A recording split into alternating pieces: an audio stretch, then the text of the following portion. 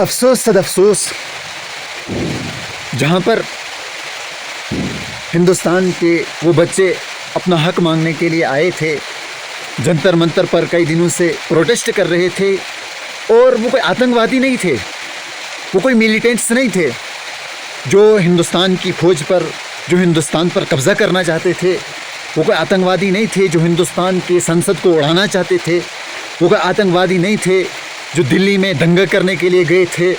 वो हिंदुस्तान के नागरिक थे, वो हिंदुस्तान के युवा थे, वो हिंदुस्तान के बच्चे थे जो हिंदुस्तान की सरकार से जाकर अपना हक मांगने के लिए गए थे, जो हिंदुस्तान की सरकार को ये बताने के लिए गए थे कि हम हिंदुस्तानी हैं, हमें हक से जीने का अधिकार है, इसलिए हमें हमारा हक दीजिए।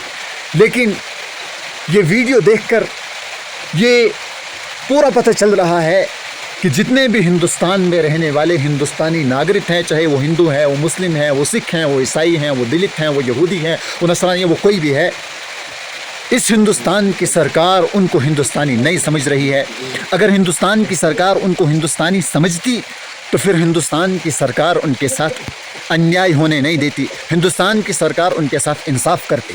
ये वीडियो देखकर जिसमें युवा ज़ख्मी हैं, जिसमें औरतें ज़ख्मी हैं, लड़कियों के कपड़े फाड़े गए, अरे हम तो लड़ते हैं, रेप केस के लिए लड़ते हैं, लेकिन यहाँ तो पुलिस ही दंगा कर रही है, यहाँ तो पुलिस अपना काम तो कर रही है, अपना फ़र्ज़ तो निभा रही है, लेकिन हम जिस चीज़ के लिए, जिस हक़ के लिए लड़ रहे हैं, वो हमारा हक़ हमें वापस नहीं दिया जा रहा है। ये वीडियो आप देखें, इस वीडियो से अंदाज़ा लगाया जा सकता है कि आखिर हिंदुस्तान में क्या चल रहा है, हिंदुस्तान किस दिशा की तरफ जा रहा है। मुझे बहुत अफसोस हुआ कि शाम को जब मैंने देखा कि लाखों करोड़ों की तादाद में युवा प्रोटेस्ट कर रहे हैं, पॉलिटिकल पार्टी भी उनका साथ दे रही है, पूरे हिंदुस्तान की आवाम उनका साथ दे रही है, लेकिन ये ढीठ सरकार जिसके सर पर, जिसके कान पर जून तक नहीं रेंगी और एक बात करने के लिए भी उनके सामने नहीं आए, जबकि लाखों करोड़ों की तादाद में इन्होंने पैसे खर्च करके उनको भगाने की कोशिश करी। अगर वो लाखों करोड़ रुपए बचाकर उन्होंने उनकी बात सुनी होती, उनको दिलासा दिया होता कि हम इस पर एक्शन ज़रूर लेंगे, तो बात बनती। मुझे बहुत दुख हुआ, मुझे बहुत अफसोस हुआ। आप ये वीडियो ज़रा देखें कि किस तरीके से इन लोगों को मारा जा रहा है, किस तरीके से लोगों को सताया और पीटा जा रहा है, पुलिस के द्वारा, सीआरपी के द्वारा इनको सताया जा रहा है। हमें मालूम है कि सीआरपी, पुलिस और फौज अपना काम कर रही है, अपनी ड्यूटी निभा रही है, लेकिन क्या फ़ायदा ऐसी ड्यूटी का जब आप किसी का हक दबा रहे हैं? क्या फ़ायदा ऐसी नौकरी का जब आप किसी को सता रहे हैं, डरा रहे हैं, धमका रहे हैं? क्या आपके अपने बच्चे नहीं हैं?